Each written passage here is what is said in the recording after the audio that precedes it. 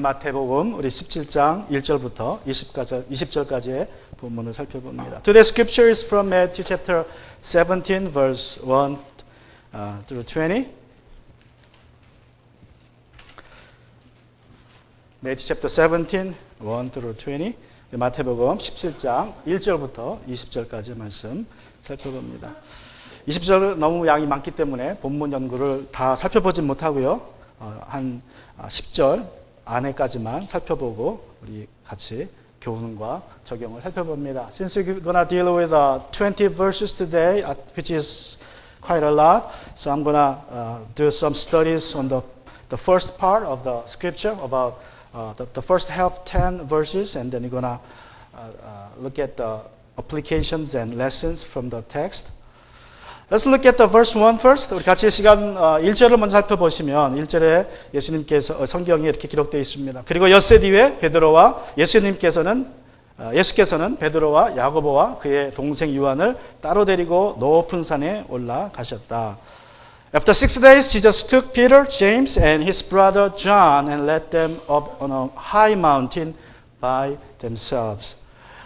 여기서 중요한 것은 엿새 뒤에라는 그러한 표현입니다. 엿새 뒤에라는 것은 예수님께서 제자들에게 너희는 나를 누구라고 하느냐라고 한 날부터 엿새 뒤라는 뜻입니다. It is after 6 days from the day when Jesus had asked the disciples who they would say Jesus was. 예수님께서는 베드로와 야고보와 요한 3명의 제자들만 데리고 산으로 올라가셨습니다. 그리고 이들이 이제 산에서 경험할 일에 대해서는 이제 비밀로 하기 위해서 이것을 예수님의 부활 때까지는 알려지지 않게 하기 위해서 3명만 데리고 올라가신 것입니다. That day Jesus took only 3 disciples, Peter, James, and John, with him to a high mountain because he wanted what was going to happen there to be secret till his resurrection. 예수님께서 어느 산으로 올라가셨는지 정확하게 성경은 말씀하고 있지 않습니다. We don't know for sure what mountain it is. 어떤 사람들은 다볼산이라고 하고 어떤 사람들은 가이사랴에 있는 헬몬산이라고도 하고 어떤 사람들은 갈릴리 북서부에 있는 메론산이라고도 합니다. 학자들은 이 메론산이 가장 유력한 장소라고 합니다. There are 3 possibilities. Some say it is Mount Tabor, located in the central Galilee. Others, Mount Hermon in Caesarea Philippi. And the rest, Mount Meron, which is located in the northwest of Galilee. Most scholars choose Mount Meron as the most possible candidate. 엿새 뒤에 3명의 동행자 베드로와 야고보와 요한 그리고 높은 산이라는 표현은 유대인들이 들었을 때에는 모세를 연상케 하는 표현입니다. 출애굽기 24장에 보시면 모세가 아론과 나답과 아비후 3명을 데리고 시내산에 올라갔고 시내산에 올라간 지 엿새 후에 하나님이 이 모세를 만나주시는 장면이 기록되어 있습니다. The images from the expression like after 6 days 3 companions, Peter, James, John, and a high mountain would make the Jews think of Moses in Exodus chapter 24, who went up Mount Sinai with Aaron, Nadab, and Abihu, and met God after 6 days of their climbing. 유대인들 위해 쓰인 마태복음에서는 자주 예수님이 모세와 비교되고 있습니다. 왜냐하면 신명기 18장 15절에 모세는 말세에 하나님께서 나와 같은 선지자를 보내줄 것이라고 예언했기 때문에 그렇습니다. The Gospel of Matthew, which is primarily written for the Jew, Jesus is pictured after Moses in the Old Testament because he prophesied in Deuteronomy chapter 18:15 that God would raise a prophet like him in end days. 18장 15절에 보시면 in Deuteronomy 18:15 it is said 주 당신들의 하나님은 당신들의 동족 가운데서 나와 같은 예언자 한 사람을 일으켜 세워주실 것이니 당신은 그들의 말을 들어야 합니다. The Lord your God will raise up for you a prophet like me from among your own brothers. You must listen to him. And let's go to verse 2. Matthew chapter 17 우리 2절 보시면 그런데 그들이 보는 앞에서 그의 모습이 변하였다. 그의 얼굴은 해와 같이 빛나고 옷은 빛과 같이 희게 되었다. It is said, he was transformed in front of them and his face shone like the sun. Even his clothes became as white as the light. 예수님께서는 이제 인간의 형상에서 하나님의 형상으로 변화되신 것을 말씀하고 있습니다. 여러분, 예수님은 하나님이십니다. 그래서 예수님께서 이제 하나님이라는 본래의 모습을 보여주신 거예요. 예수님의 본래 모습을 보여주신 것입니다. 모세는 하나님을 만난 후에 그 얼굴에서 하나님의 영광의 빛이 나타났죠. 그런데 예수님은 본래 하나님이시기 때문에 그 얼굴 자체에서 하나님의 빛이 나타나는 것입니다. Jesus transformed from human appearance to divine appearance and uncovered his glory. Moses radiated God's glory from his face after meeting with God. However, Jesus shone forth the light of glory from his face, even from his clothes, because he is God in nature. 그리고 어떤 일이 벌어집니까? What happened next? Let's go to verse 3. 우리 3절에 보시면 이렇게 기록되어 있습니다. 그리고 모세와 엘리야가 그들에게 나타나더니 예수와 더불어 말을 나누었다. Suddenly Moses and Elijah appeared to them and talking with him. 모세와 엘리야는 구약을 대표하는 인물들입니다. 모세는 구약의 율법을 대표하고 엘리야는 선지자를 대표합니다. Moses and Elijah are symbolic figures of the Old Testament. Moses represents the books of the law in the Old Testament, and Elijah the books of the prophets in the Old Testament. 그런데 모세와 엘리야에게는 몇 가지 공통점이 있습니다. And there are some common things between Moses and Elijah. 어떤 공통점입니까? What are they? 두 사람의 첫 번째 공통점은 두 사람은 다 죽음을 맛보지 않은 사람입니다. Both are considered never to taste their physical death. 신명기 32장 50절에 보시면 모세가 느보산에 올라가서 죽는다는 그런 기록이 나옵니다. 그러나 유대인들은 그가 죽은 것이 아니라 하나님이 데려가셨다고 믿습니다. 살아서. 왜냐하면 모세의 죽은 시체가 발견되지 않았고 모세의 무덤이 없기 때문에 그렇습니다. In Deuteronomy chapter 32 verse 50 we're told he was told to die on Mount Nebo. But since nobody witnessed his death and his body was never found, the Jews believed God took him up to heaven alive. 우리가 아는 것처럼 엘리야는 하나님께서 불수레를 보내서 그를 데리고 올라가셨죠. 살아서. 그래서 죽음을 경험하지 않았습니다. As we know, Elijah was taken up into heaven in a fiery chariot sent by God. So that's the common thing, they believed. They believed not to experience their death. And secondly, they both of them met God on the mountain Sinai. 모세나 엘리야는 둘 다 신의 산에서 하나님을 만난 경험이 있습니다. 이렇게 구약을 대표하는 두 사람이 예수님과 어떤 말을 나누었습니까? What are the topic of their conversation between Jesus and them? 오늘 본문에서는 마태는 그 대화의 내용을 말하고 있지 않지만 누가복음 9장 31절은 이렇게 말씀합니다. Somehow Matthew didn't record the content of their conversation. However, Luke chapter 9 verse 31 tells us the content like this. 그들은 영광의 사에 나타나서 예수께서 예루살렘에서 이루실 일, 곧 그의 떠나가심, 죽으심에 대하여 말하고 있었다. They appeared in glory and were speaking of his death, which was about to accomplish in Jerusalem. 영광 중에 예수님께서 모세와 엘리야와 대화하는 것을 본 베드로가 이렇게 충동적으로 말을 합니다. Seeing Jesus conversing with Moses and Elijah, Peter said impetuously in verse 4.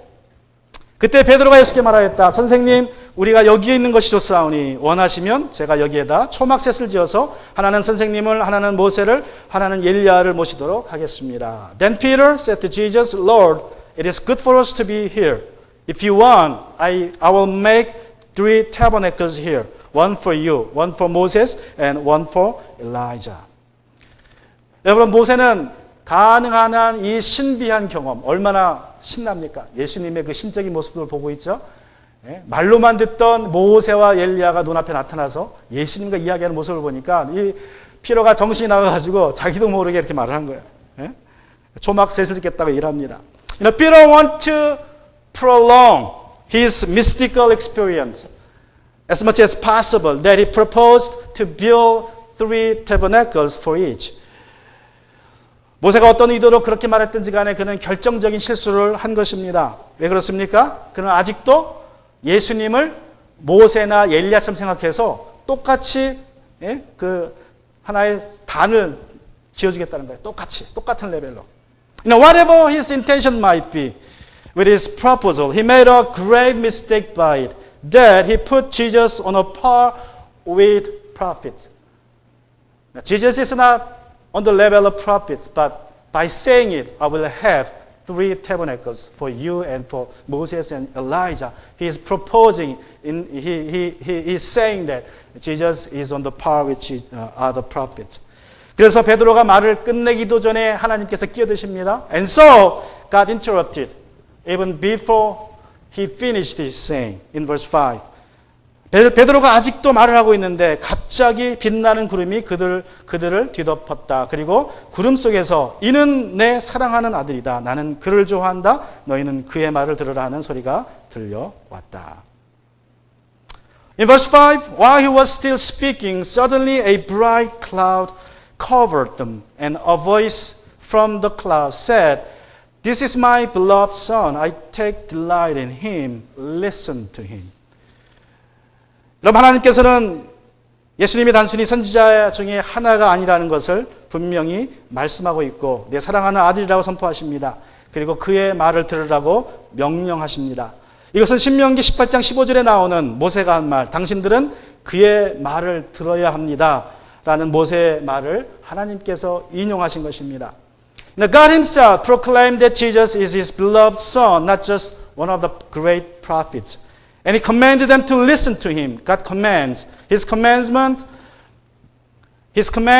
listen to him, virtually quoted from what Moses said in Deuteronomy chapter 18, verse 15. You must listen to him.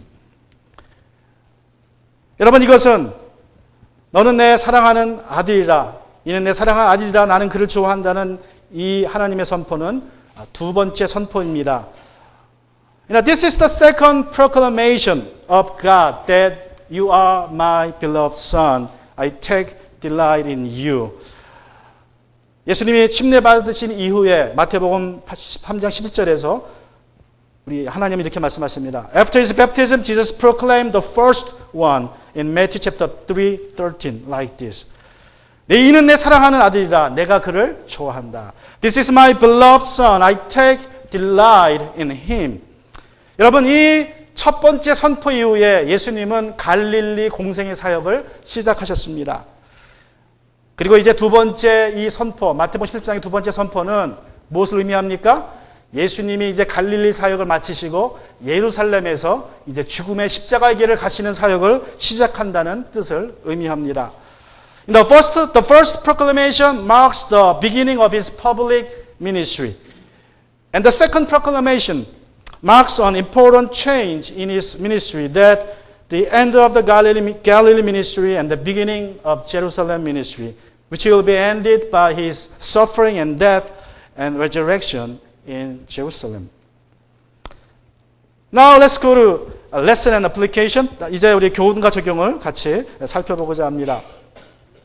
여러분, 마태복음 16장과 17절의 주제 중에 가장 큰 주제는 이것입니다. 예수님은 누구시냐가 가장 큰 주제입니다. 그래서 예수님은 마태복음 16장에서 제자들에게 사람들이 나를 누구라고 하느냐? 너희는 나를 누구라고 하냐고 물어보신 거예요. In Matthew chapter 16 and 17, the main theme is about the identity of Jesus. That's why in chapter 16, Jesus asked the disciple, who they say I am. And then he asked the disciple, then who do you say I am? 베드로는 예수님이 하나님의 아들이라는 것을 말했지만 그러나 여전히 예수님이 말하는 그 메시아와 베드로가 생각한 메시아는 달랐습니다. 그래서 17장에서는 이제 다시 한번 예수님이 17장의 사건을 통해서 내가 누구라는 것을 말씀해 줍니다. Peter says the correct answer that you are the son of the living God, you are the Christ. However, his idea of Christ, Messiah, was different from that of Jesus. And so Jesus decided to show them one more time who he is in chapter 17 in a series of events in that chapter. So who is Jesus? 예수님은 어떤 분이십니까? First, he is the Son of God. 예수님은 하나님의 아들이시다라는 것을 다시 한번 분명히 말씀합니다. 산에서 예수님의 모습이 변했습니다. 출애굽기 34장에서 모세가 하나님을 만나고 그의 얼굴에 광채가 났다는 기록이 있습니다. 하나님의 영광이 모세의 얼굴에 반사된 것입니다. On the mountain, Jesus changed in his appearance. Exodus chapter 34, Moses' face shone forth the light from his face after meeting God on Mount Sinai.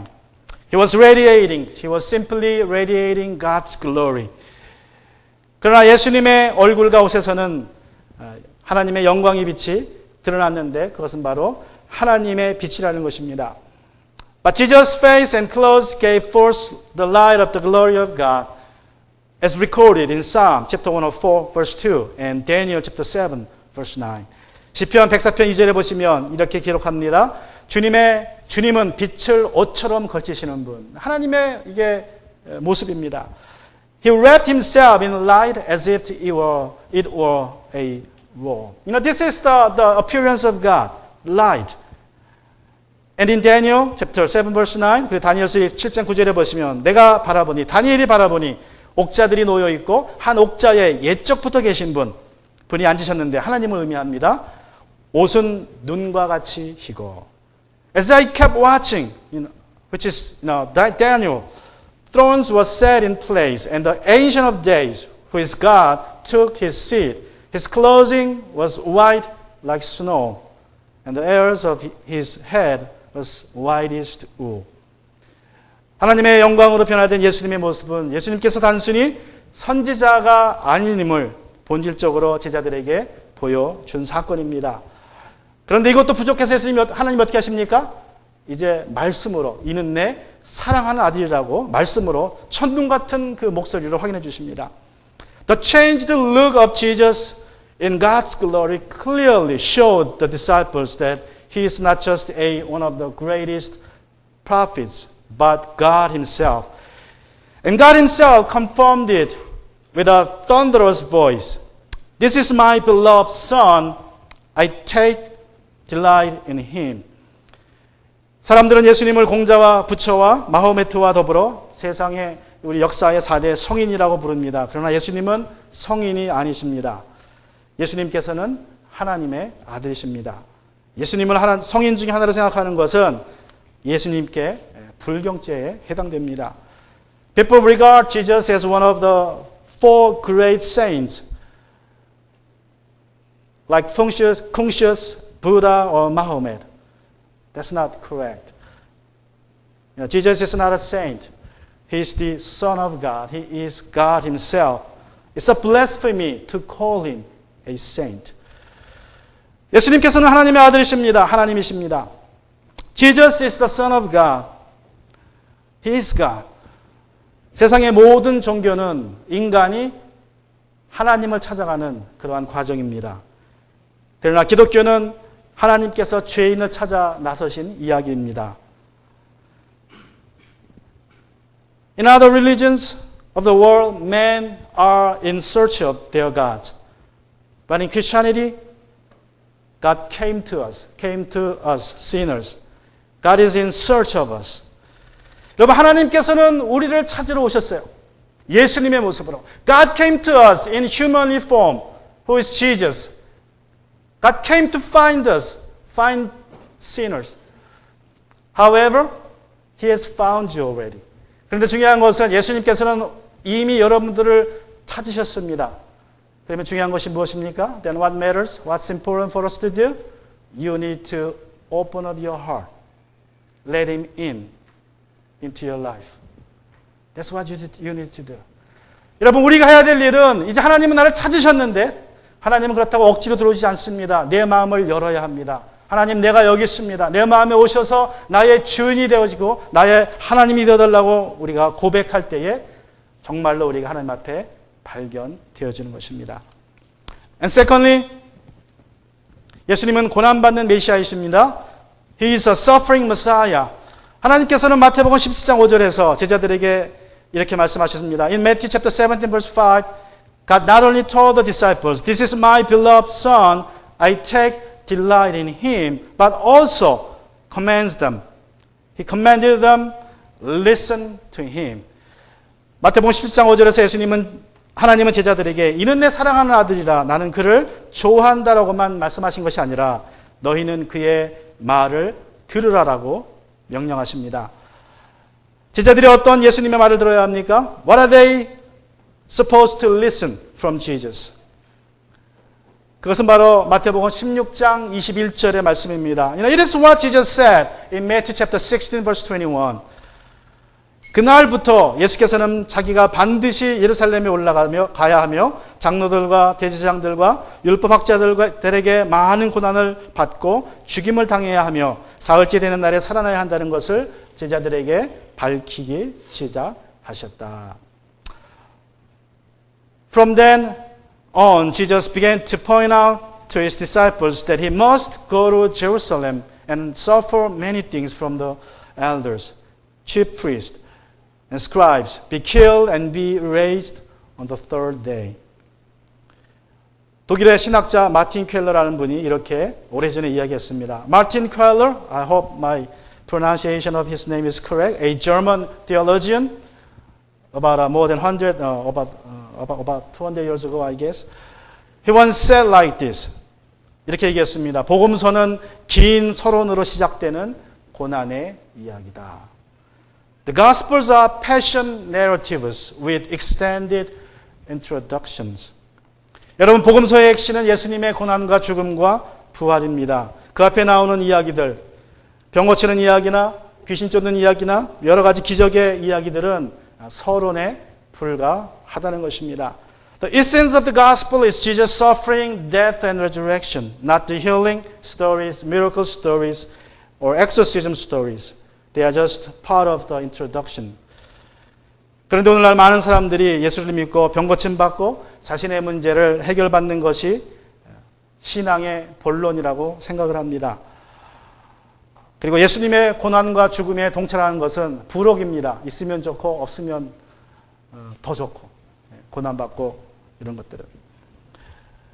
But today many people healing from sicknesses, getting over their problems, things like that are taken as the main chapter of their walk with Jesus.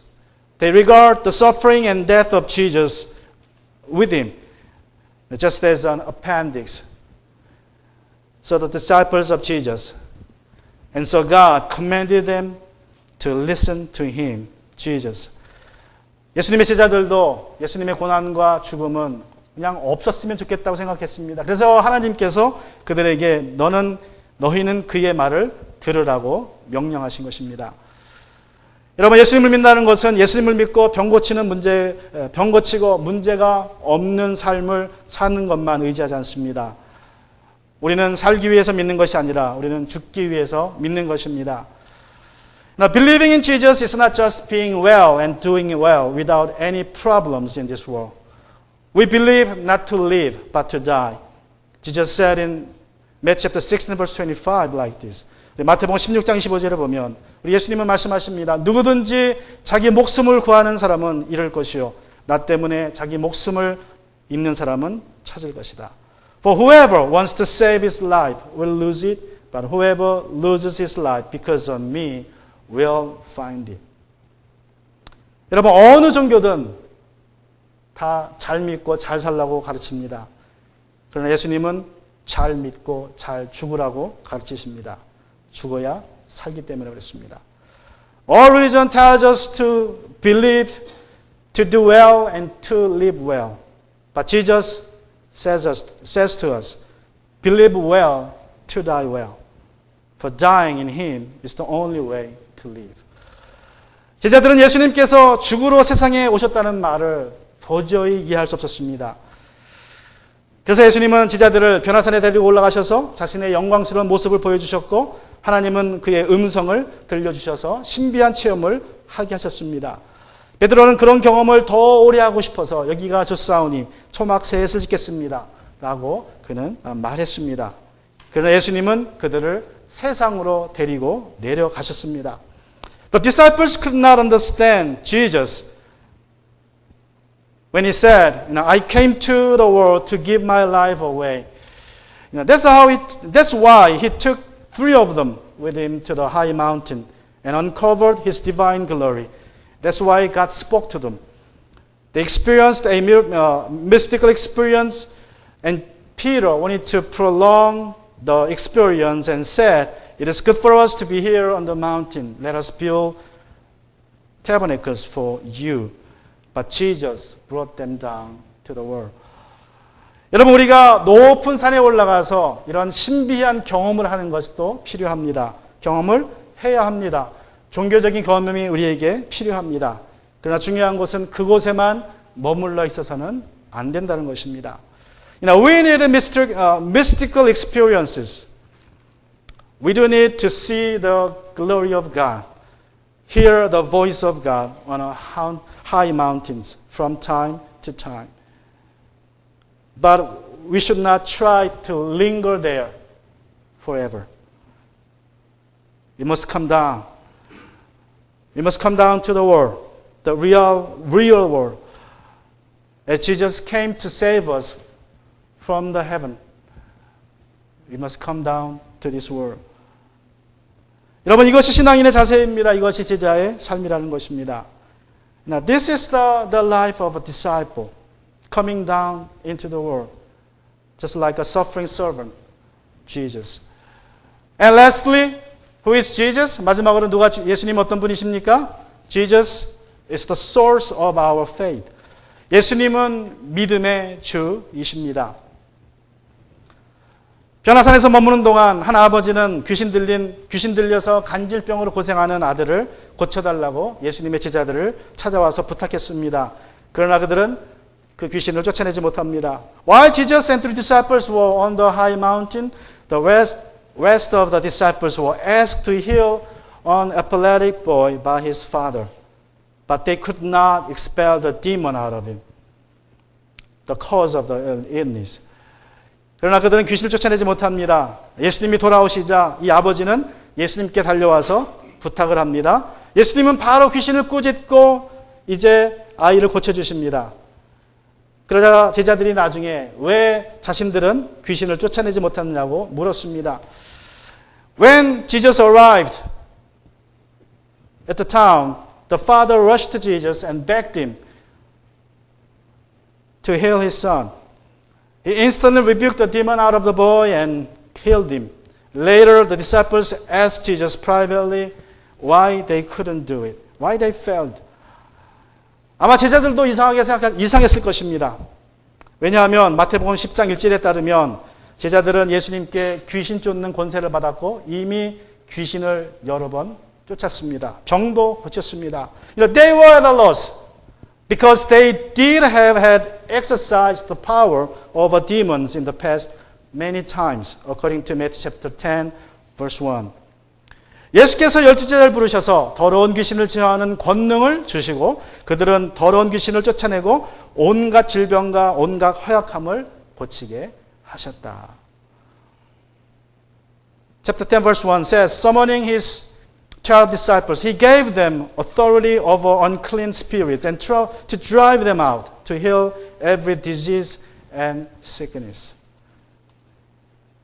그때는 고쳤는데 왜 지금은 못합니까? Then they were able to use the power over the evil spirits. But why not now? 마태복음 17장 20절에서 예수님은 그 이유를 이렇게 말씀하십니다. Matthew chapter 17 verse 20, Jesus says why like this. Because of your little faith.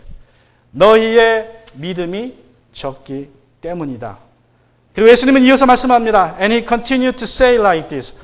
내가 진정으로 너희에게 말한다. 너희에게 겨자씨 않을 만한 믿음이라도 있으면 이 산더러 여기에서 저기로 옮겨라 하면 그대로 될 것이요 너희가 못할 일이 없을 것이다. Jesus continued to say, For I assure you, if you have faith the size of a mustard seed, you will tell this mountain, Move from here to there, and it will move. Nothing will be impossible for you. 여러분, 예수님께서 이렇게 말씀하신 것을 보면 믿음이 적다는 말은 믿음의 크기나 믿음의 양을 의미하지 않는다는 것을 우리가 짐작할 수 있습니다.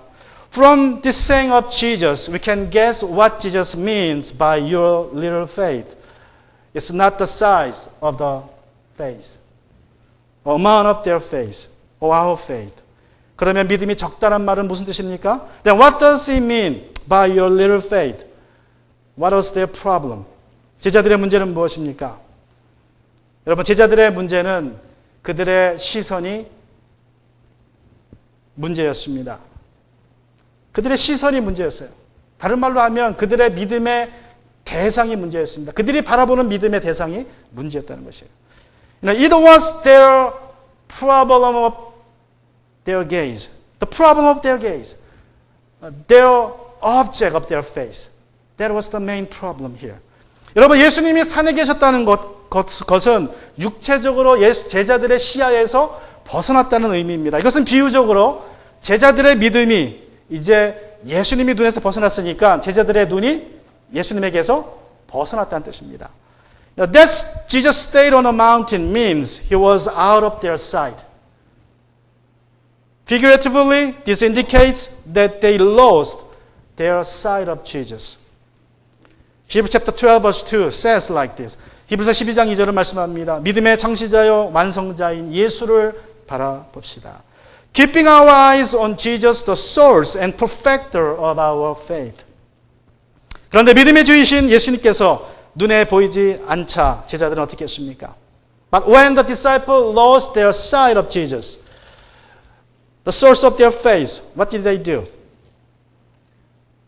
Did they try to have him back in their sight? 그들이 예수님께 눈을 고정하려고 애썼습니까? 그렇지 않습니다. 이들은 예수님께 눈을 고정하는 대신에 자신들의 경험을 보기 시작합니다. Instead of search of Jesus, having their eyes fixed on Jesus, they looked on their past experience of expelling demons. They thought, I have done this in the past, and I can do it now. I believe in that. I believe in my faith of doing that. Because I have done that. I believe in my faith. They had faith in their faith. 그들은 생각하기를 우리가 과거에도 귀신을 많이 쫓았는데, 과거에도 많은 사람들을 고쳤는데, 내가 이거 못하겠느냐. 내가 과거에도 했으니 지금도 할 수 있다고 그들은 자신들의 믿음을, 자신들의 과거를 믿었습니다. 과거의 경험을 의지했습니다. 9명의 제자들이 그 소년을 앞에 두고 귀신을 쫓아냈지만 모두 다 실패합니다. 목이 쉬어라고 아마 꾸짖었을 거예요. 귀신아 나가라 그러고 안 나갑니다. 왜 그렇습니까? 그들의 시선이 예수님이 아니라 자신들의 경험, 자신을 믿는 그 믿음에 가 있었기 때문에 그렇습니다. Probably all out 9 disciples spoke loudly, rebuked the demon loudly. But they failed. They tried hard, but they failed. Why? Because their eyes on their experience in the past, not on God. 자신을 믿는 믿음이 아무리 클지라도 여러분 그 믿음은 실패합니다. No matter how big your faith in your faith, it will be failure. But how small it is, if you fix your eyes on Jesus, how small, like a mustard seed, you will succeed. 여러분의 믿음이 예수님을 보고 있다면 아무리 작은 겨자씨만한 믿음이라도 산을 옮기는 믿음이 될 줄로 믿습니다. 여러분 예수님을 바라보는 믿음은 불가능이 없습니다. When you have your eyes on Jesus, nothing will be impossible. That's the promise we have. 그런데 이 소년의 아버지가 그런 믿음을 가지고 예수님께 왔다는 것입니다. The father of the demon-possessed boy had that kind of faith. What did he do when Jesus came on the scene? 예수님이 눈에 보이자 돌아오시자 그 아버지는 어떻게 했습니까? Let's go to Matthew chapter 17 verse 14. 우리 마태복음 17장 14절에 보시면 그들이 예수님과 제자들이 무리에게 오니 한 사람이 예수께 다가와서 무릎을 꿇고 말하였다. When they reached the crowd, Jesus and his disciples, three of them, a man approached and kneeled down before him. 여러분, 우리가 이 아버지에게서 두 가지를 배워야 됩니다. We must learn two things from this father. First, we need to learn his obstinacy, not to give up. 우리는 이 아버지로부터 포기하지 않는 것을 배워야 합니다. 이 아버지는 몇 번 실패했습니까? How many times he failed? He experienced failure. 몇 번 실패를 경험했습니까? 9번 실패를 경험했습니다. 9명의 제자들이 한 번씩 트라이했을 거예요. 그죠? 근데 다 못 쫓았어요. 9번의 실패를 경험하고 있는 아버지가 어떻게 합니까? 그들의 마스터가 왔을 때에 이런 분 같으면 어떻게 하겠어요? 9번 실패했는데 아이고 저것도 제자라고 두셨습니까? 그러지 않겠습니까? 예? 짜증이 나가지고 저것들도 제자라고 두셔가지고 고생입니까? 그러지 않겠습니까? 근데 그러지 않았어요. You know how many times he experienced the failure? 9 times, because 9 disciples tried to expel the demon out of the boy, his son. How about you? If you were the father experiencing 9 failures in series of failures, what would you do when you see their master? Would you come and say to the master, look at your disciples, what a shame. You have disciples like that. Oh, they fail. Wasn't say that? But he didn't say that. Instead, he begged for Jesus one more time. 한 번 더 예수님께 그는 간절히 부탁합니다. 한 번 더. 둘째로, and secondly, we need to learn his worship. 우리는 그의 예배를 배워야 합니다. 그는 예수님께 무릎을 꿇고 간청했다고 말씀합니다. 예수님께 경배했다는 것입니다. 그는 예배자의 자세를 가지고 예수님께 나와서 간청했습니다. 예수님은 이런 그의 믿음을 보시고 그의 믿음이 비록 겨자씨만한 믿음이었지만 포기하지 않는 믿음, 예배자의 그 모습을 보시고 그의 기도에 응답해 주십니다. 고쳐주십니다. 그 아들을 고쳐주십니다. Now we need to learn his worship. He came and knelt down before Jesus and begged.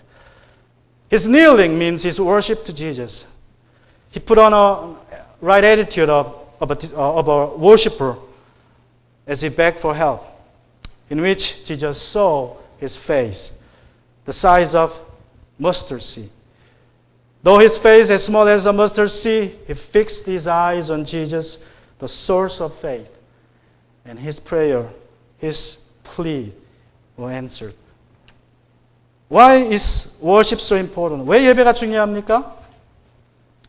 여러분, 예배가 중요한 것은 예배는 우리의 눈을 예수님께 다시 고정하는 시간입니다.